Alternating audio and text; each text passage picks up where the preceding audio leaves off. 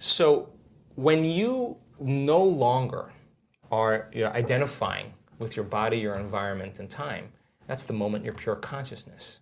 Now, you're just an idea. You're an awareness. Awareness. Awareness that has nothing to do with local space and time. And now, if you're no longer... go beyond anything. You can go beyond, and that's when the brain, because the brain doesn't change the brain. It takes a long time. It takes a long time for the personality to change the personality, for the ego to change the ego. The programs to change the programs takes forever. Matter takes a long time to change matter. But when you're in this moment, you're no longer playing by those rules. Consciousness is the phenomenon above matter. In fact, consciousness is beginning to activate or manipulate circuits in the brain. People just think the brain is creating consciousness. No, consciousness is executing the brain, right? So then, if the brain can change, then the mind doesn't change the brain. Mind is the brain in action. It's consciousness that changes it. So when people begin to disengage and get beyond themselves, you are at your absolute best when you get beyond yourself. And getting the person to that point.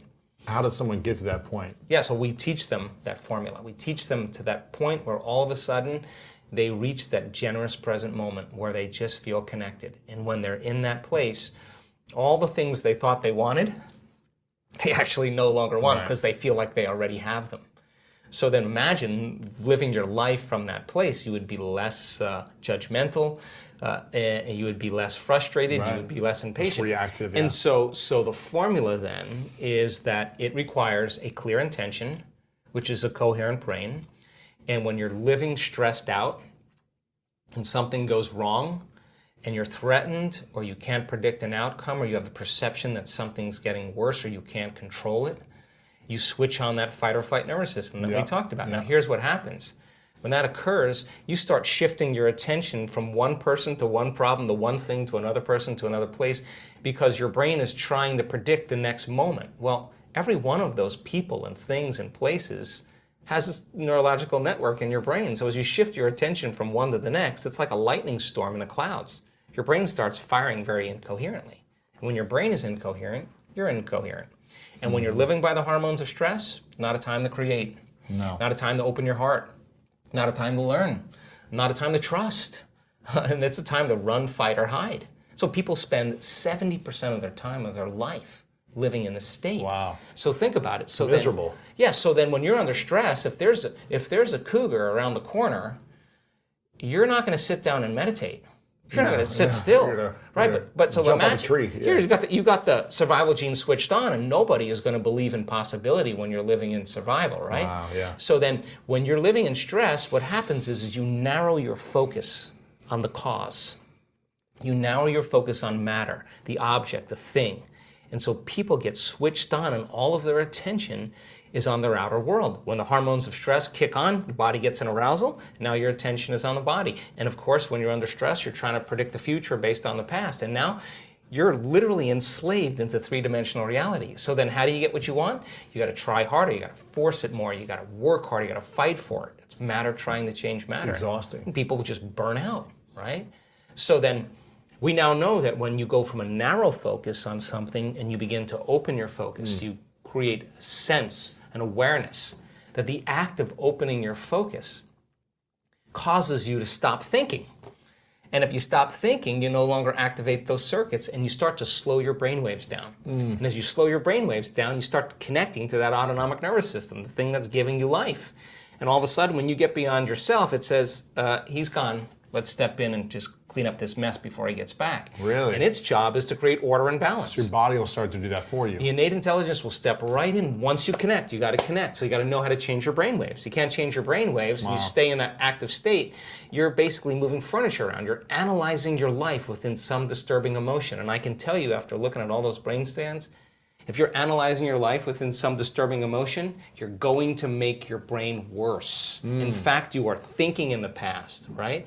So you teach people the formula, how to open their focus, change their brainwaves, connect to that invisible field, and all of a sudden different compartments of the brain start synchronizing. The front of the brain starts talking to the back of the brain. The right side starts talking to the left side. And all of a sudden, what syncs in the brain links in the brain. And all of a sudden, you see this person starting to feel more like themselves. And when you see those two hemispheres of the brain start lighting up, watch out, because that person's going to feel really whole. They're going to start loving life. They're going to feel like they're going to be in love with life because the union of polarity and duality is wholeness at the exact same time. Coherent brain, when you're resentful, when you're judgmental, when you're impatient, your heart beats out of rhythm. Why? You're stepping on the gas and you're stepping on the brake at the same time. Your body and its intelligence, living in survival, is saying T-Rex is back there, but you're not running because you're sitting across the table looking at somebody smiling and your body's revved up, right? So the heart is beating arrhythmically. And when that happens, you're squandering, or you're using all the body's life force and turning it into chemistry, right? You're using all that energy to survive as opposed to think beyond. Right, right. So you're drawing from your vital life force, that invisible field around your body, and you're turning into chemistry. You actually are going to shrink your own field. The hormones of stress cause us to be materialists, right? When we're under stress, we're using our senses to determine reality. So now you feel more like matter and less like energy, more separate from possibility. So then, to teach a person then how to regulate that heart center. And we do this, we've done 6,000 heart scans. Why? Because if I can teach you how to get in that heart state, and I can teach you how to activate that center, and I can teach you how to regulate an elevated emotion, the heart starts to create a very coherent signature. And when the heart starts beating like a drum, like dropping a pebble in water, it begins to produce a measurable magnetic field up to 3 meters wide.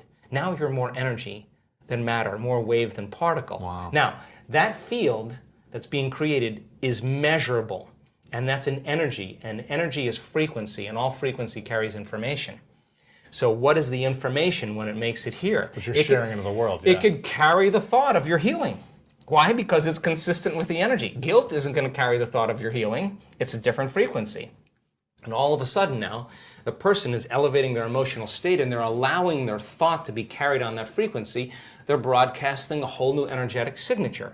But thoughts are the language of the brain and feelings are the language of the body. And how you think and how you feel creates your state of being. So then the question is, if you keep practicing creating that state of being, it should become familiar to you, yes or no? Yes. The word meditation literally means to become familiar with.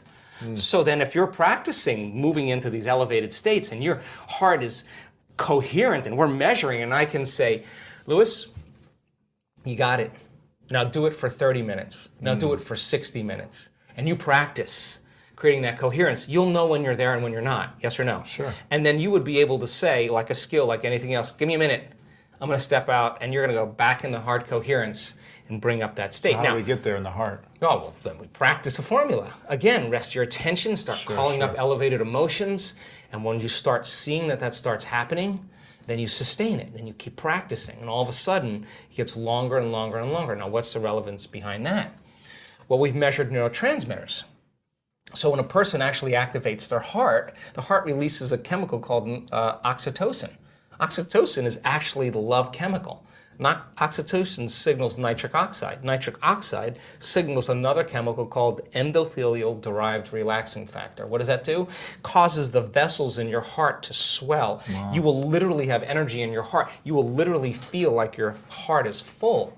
Now, once you have that feeling, you're not going to want to trade that feeling for anyone or anything. You're going to say, why would I judge that person? If I judge that person, I'm going to lose this feeling. Now, all of a sudden, you're self-regulating. Now, once the heart is activated, I just was at the research lab this week. Once the heart is activated, it acts as an amplifier, and it amplifies energy in the brain.